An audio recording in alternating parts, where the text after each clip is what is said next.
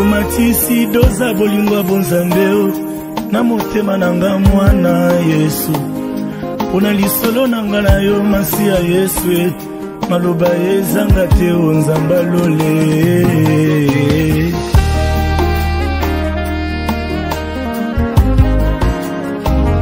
Je suis prêt à plaider la folie de mon amour pona Yesu nandimi na bela taliboma. La fumée blanche est enfin là. Près de 3 mois de discussion dans le cadre de concertation autour de la loi sur la sous-traitance dans le secteur privé, commencée le 9 mars dernier et plusieurs fois interrompue. Coronavirus oblige, les violences se sont finalement accordées entre le gouvernement congolais, l'autorité de régulation de la sous-traitance, la Fédération des entreprises du Congo, le représentant des ambassadeurs de 19 pays et la délégation de l'Union européenne. Remercier tous les participants à cette cérémonie assez brève, mais hautement significative. Au terme de ces travaux, les participants ont trouvé un compromis sur 3 points majeurs, à savoir les champs d'application de la loi numéro 17/001 du 18 février 2017 sur la sous-traitance, spécialement en ses articles 2 et 3, la légalité de la création de l'autorité de régulation de la sous-traitance dans les secteurs privés et sa tutelle ainsi que l'agrément de société de la sous-traitance et le prélèvement d'une quotité sur le marché de la sous-traitance prévu par le décret au profit de l'ASP dont une partie sera affectée au fonds de garantie de petites et moyennes entreprises.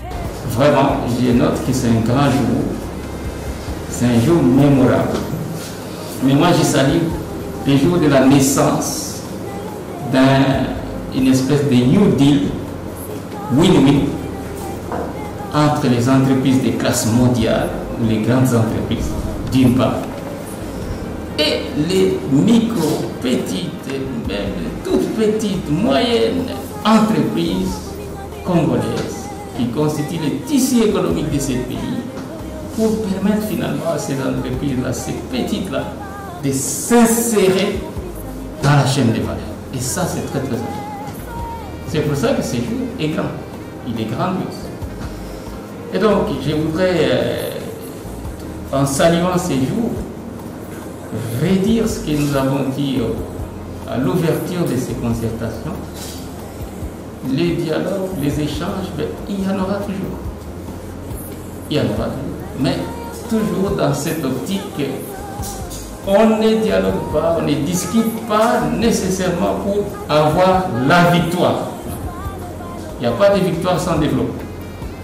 On dialogue, on discute pour s'améliorer, pour améliorer ces lois et puis avancer vers le développement. Un procès verbal sanctionnant la fin de pourparlers a été signé conjointement ce mercredi 3 juin 2020 par le ministre de classe moyenne, petite et moyenne entreprise et artisanat, Justin Kalumba Mwanangongo, pour le compte du gouvernement Kalej Kand, directeur général de l'autorité de régulation de la sous-traitance dans le secteur privé, et Albert Yuma Moulimbi, président de la Fédération des entreprises du Congo, en présence des ambassadeurs du Pays-Bas et de la Belgique.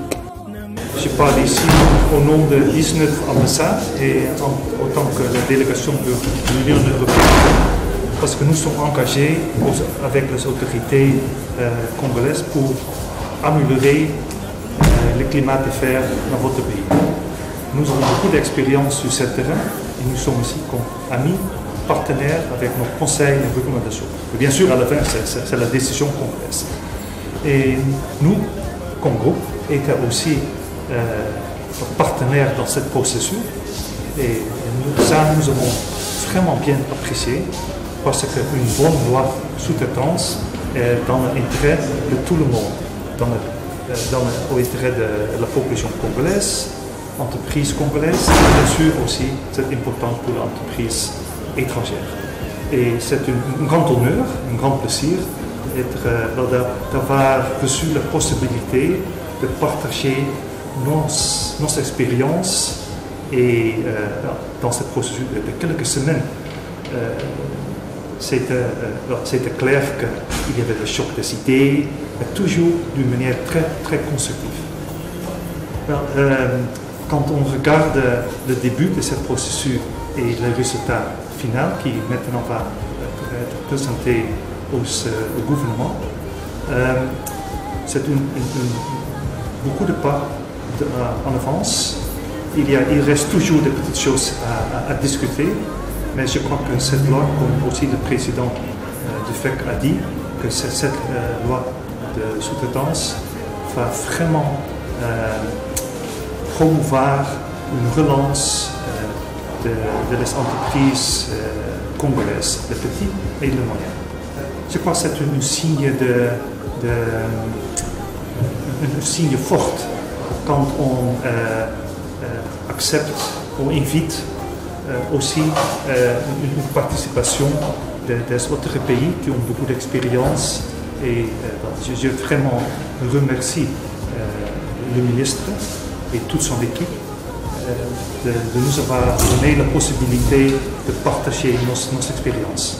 La prochaine étape, c'est celle de la soumission par le ministre de classe moyenne, petite et moyenne entreprise et artisanat à la sanction du Conseil des ministres de 2 projets de décret d'amendement du décret portant création de l'ASP et du décret portant mesures d'application de la loi pour d'éventuelles modifications.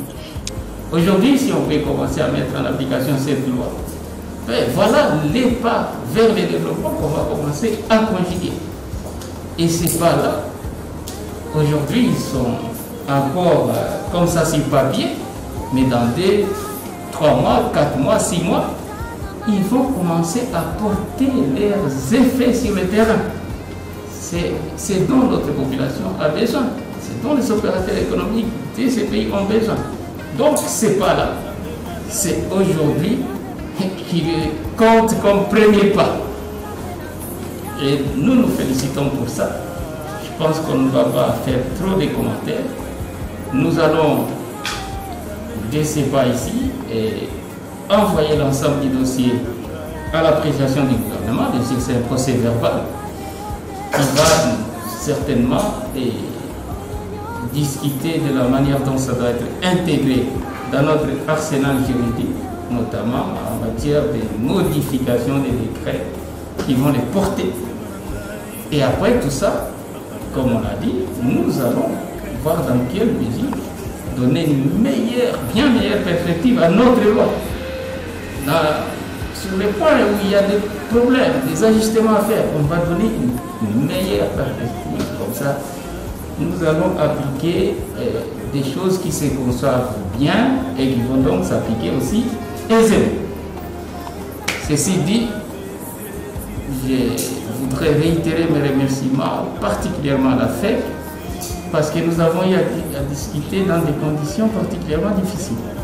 Je me souviens des réunions qu'on a tenues sous masque, parfois triple masque. Avec cette pandémie de Covid, particulièrement aussi à l'ASP, qui a une double responsabilité, elle aussi, que la FEC a participé à toutes ces négociations, mais elle a aussi une responsabilité de la mise en œuvre. Tout le monde pourra saluer ces jours, mais si dans la mise en œuvre, ça n'avance pas, ben, tout le monde va décrier ces jours. On va dire, ben, nous avons vendu du vent. Donc vous avez une grande responsabilité et je salue votre implication. C'est les ambassadeurs dans tous ces processus-là, au titre des conseils, délégations des experts qui ont discuté avec nous, et ça reste constructif. Nous sommes un pays ouvert. Et alors, c'est à l'ASP de déployer pleinement ses activités sur toute l'étendue du territoire national en attendant la révision urgente de la loi elle-même.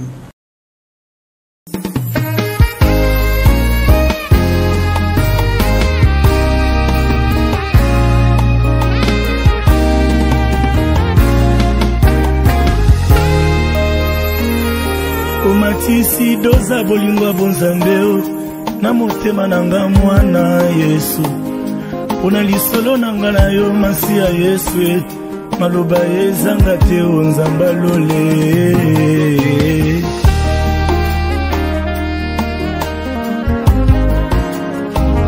Je suis prêt à plaider la folie de mon amour.